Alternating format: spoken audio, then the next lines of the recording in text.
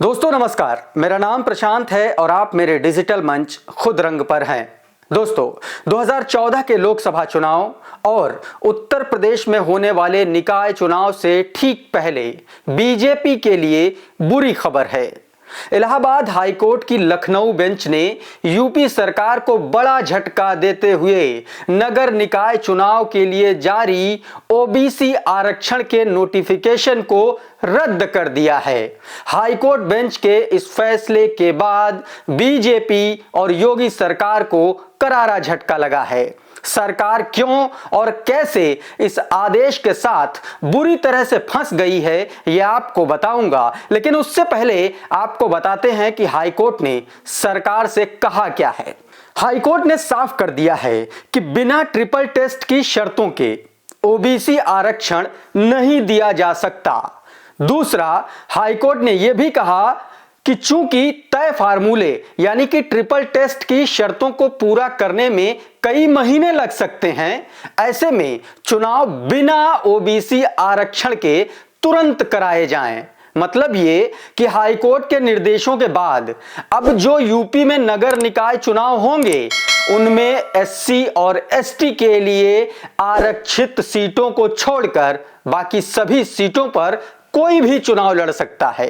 ये सीटें सामान्य श्रेणी में गिनी जाएंगी। हाईकोर्ट ने अपने आदेश में यह भी साफ कर दिया है कि अगर नगर पालिका निकाय का कार्यकाल समाप्त हो जाता है तो उस स्थिति में चुनाव होने और निकाय के गठन होने तक जो भी मामले हैं उनको एक कमेटी देखेगी, जिनमें 3 लोग होंगे। इस कमेटी की अध्यक्षता जिला मजिस्ट्रेट करेंगे।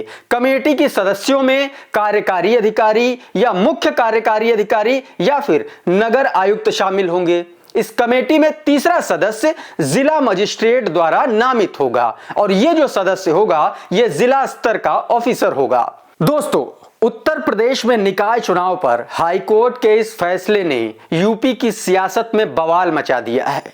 हाईकोर्ट ने राज्य में बिना ओबीसी आरक्षण के निकाय चुनाव कराने का आदेश दे दिया है। यही नहीं, कोर्ट ने कहा कि सभी ओबीसी सीटों को सामान्य माना जाएगा। दोस्तों, इस फैसले से भारतीय जनता पार्टी बुरी तरह से फंसती हुई दिख रही है और समाजवादी पार्टी ने इस मामले में बीजेपी को घेर लिया है और जबरदस्त हमलावर है। दोस्तों, उत्तर प्रदेश में बीजेपी इसलिए भी बुरी तरह से फंस गई है क्योंकि प्रदेश में चाहे विधानसभा चुनाव हो या लोकसभा चुनाव, ओबीसी वर्ग ने भारतीय जनता पार्टी को अभी तक भरपूर समर्थन दिया है और इसी वजह से 2014 का लोकसभा चुनाव हो या 2017 का विधानसभा चुनाव या फिर 2019 का लोकसभा चुनाव हो या 2022 का विधानसभा चुनाव, यूपी से लेकर दिल्ली तक और योगी के सीएम बनाने से लेकर मोदी को प्रधानमंत्री बनाने तक में यूपी के ओबीसी वर्ग का बहुत बड़ा रोल रहा है, अहम योगदान रहा है। 2014 में तो बीजेपी को राज्य की 80 में से 71 सीटों पर जीत मिली थी। वहीं 2017 के चुनाव में 300 से ज्यादा सीटों पर भारतीय जनता पार्टी ने जीत दर्ज की थी। प्रदेश की गैर यादव ओबीसी बिरादरी ने इन चुनावों में बीजेपी का खुलकर समर्थन किया था। हाईकोर्ट के फैसले के बाद विपक्षी दल भारतीय जनता पार्टी को ओबीसी विरोधी साबित करने की कोशिश में जुट गए हैं। दूसरी तरफ मैनपुरी लोकसभा और खतौली विधानसभा उपचुनाव में जीत के बाद सपा ने यह दावा किया है कि बीजेपी गैर यादव ओबीसी वोटरों में उसने बीजेपी के इन वोटरों में सेंध लगा दी है। ऐसे में 2024 के लोकसभा चुनाव से पहले सपा को बीजेपी के खिलाफ यह ऐसा दांव मिल गया है जिससे वह बीजेपी की धार को कुंद करने की कोशिश करेगी। दोस्तों, निकाय चुनाव से ऐन पहले हाईकोर्ट का यह फैसला भारतीय जनता पार्टी के लिए गले की हड्डी बन गया है, जो न निगलते बन रही है न उगलते।